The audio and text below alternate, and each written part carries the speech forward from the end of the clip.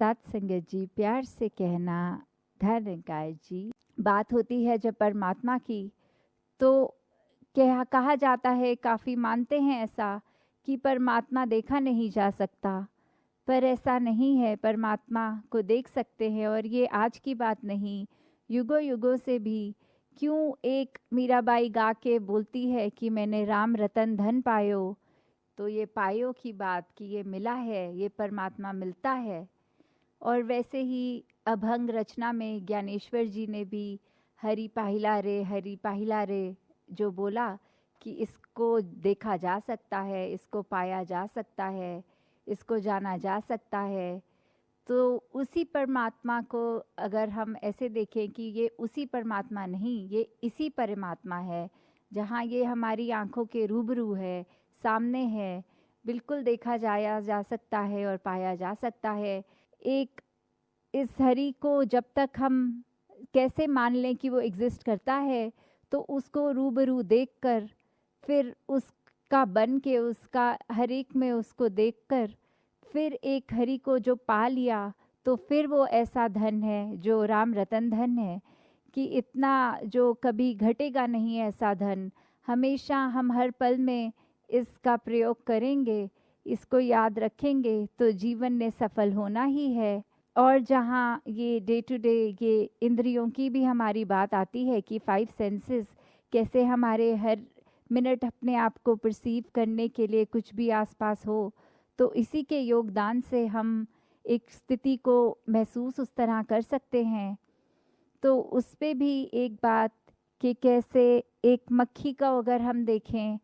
तो मक्खी एक हमेशा व्याकुल सी ही दिखती है, कभी एक तरफ बैठती है, फिर उड़ के आके एक अपना राग गा के दूसरे पे चीज़ पे बैठ गई। और वहीं अगर एक हाथी को देखा जाए, तो उसको भी एक मस्त हाथी भी बोला जाता है कि अपने काम में जो कर रहा है वैसा ही कर रहा है। तो उसी पे एक कहानी ऐसी कि एक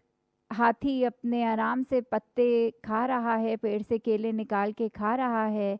वहीं एक मक्खी भिन भिन आती हुई उसके पास जब आई, तो उसने आराम से कान हिला के वो मक्खी को उड़ा भी दिया, और अपने खाना जैसा खा रहा था वो खाता चला गया। जब ऐसा बार बार हुआ, तो वो हाथी ने देखा कि ये मक्खी इतनी बेचैन क्यों हो रही है, तो उससे पूछा कि ऐसा आपको क्या हो रहा है जो आप आराम से स्थिर नहीं हो पा रहे हैं।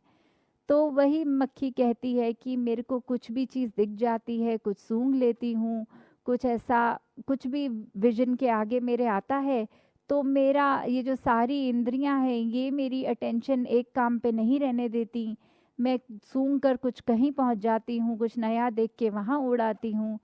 तो मैं अपनी इंद्रियों के काबू में हूँ।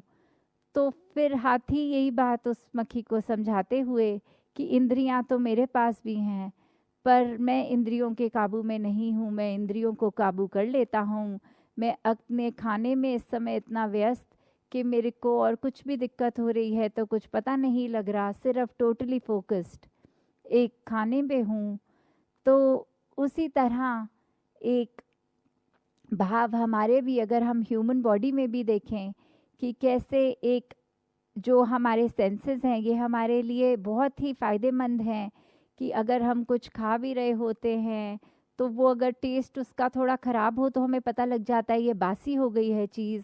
या कोई चीज़ एकदम सूंघने से भी या देखते ही कि उस पे उल्ली लग गई है, या इस तरह कुछ भी चीज़ से हम एक वो प्रोटेक्टिव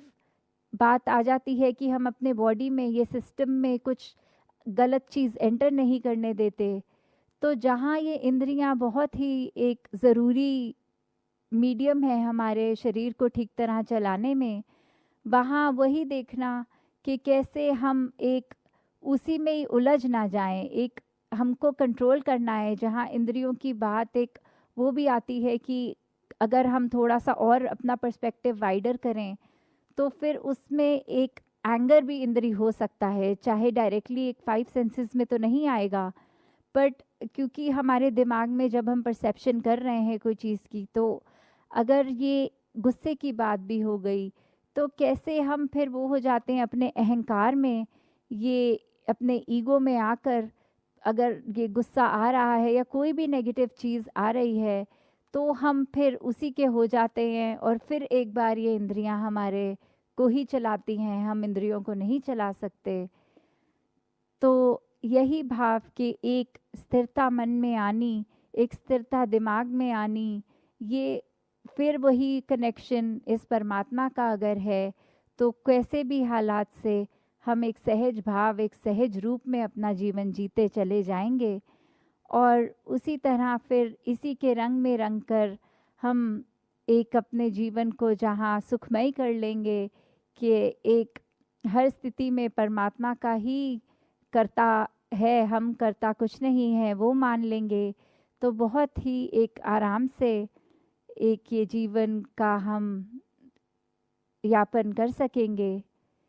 तो दातार कृपा करे कि एक परमात्मा को ही आधार मानते हुए जहाँ सेवा, सत्संग, सुमिरन ये करते चले जाएं, उससे फ़ायदा सिर्फ हमारा ही है। क्योंकि जब सेवा करेंगे तो भी वो मन से चीज़ शुरू हुई कि हमने एक अपने आप से निकलना है, एक हम किसी के लिए कुछ करने के लिए वो सेवा भाव रखें, और सुमिरन सिर्फ अपने इंटरनल एक अपने आप को बैलेंस रखने के लिए कि ये परमात्मा याद रहे, तो वो सिमरन का एक योगदान उस तरह। और जहाँ सत्संग की बात है, तो वो एक सत्संग जब हम जाते हैं तो ये लाइक माइंडेडनेस जो बात आती है कि सभी पॉजिटिव होंगे और सभी इसी परमात्मा की बात करेंगे, और उनकी ज़िंदगी से भी हम देख सकते हैं, शिक्षा ले सकते हैं, तो कैसे हमारा खुद का विश्वास और पक्का होता जाता है। तो एक दूसरे से ही सीखकर इस परमात्मा को याद रखकर अपने जीवन को हर एक आगे से आगे बढ़ाता जाए। तो यही एक अरदास परमात्मा से कि भक्ति हर एक के जीवन में आए, हर कोई एक भक्ति के मार्ग पर ही चलता रहे, और कैसे अपने आप से उठ के पूरी ह्यूमैनिटी के लिए ही एक अपने आप को वरदान रूप रखे, हर एक के लिए अपने आप को बिल्कुल अर्पण उस तरह करें कि अहंकार ना हो, ये बिल्कुल मन एक समर्पित भाव रूप से अपने आप को अर्पित रखकर मन को ही हर एक के लिए अपने आप हमेशा 24/7 ये एक योगदान रूप हो सके। तो हर एक के लिए जहाँ यही कामना कि परमात्मा तो हमेशा ये आशीर्वाद रूप दे ही रहा है, अब हम अपनी झोली में ये आशीर्वाद को किस तरह लें, वो हम पे है कि मिलना तो हर कुछ अच्छा ही है, पर जब मिल जाता है तो हम उसको पॉजिटिवली ही लें। तो वही सच्चा आशीर्वाद है कि कैसे ये ब्रह्म ज्ञान तो सभी को एक जैसा मिला है, फिर उसमें से ही हमने अगर एक हमारा मन हमें दूसरी डायरेक्शन में लेके जा रहा है, तो हमने ही एनालाइज करना है कि ये ब्रह्म ज्ञान टिका है कि नहीं टिका। तो ये जैसे परमात्मा ने सभी को सब बराबर मन में एक सेटिस्फैक्शन, एक स्थिरता, एक संतुष्टि का भाव बख्शा है, पर वो बात हमारे ही चेतनता, विवेक और हमारे अंदर सरेंडरेंस भावना वो एक आनी, तो उसी पे टिका है कि दातार को याद रखें और इसके शुक्राने भाव में हमेशा रहें। साथ संगत जी, ध्यान निरंकार जी।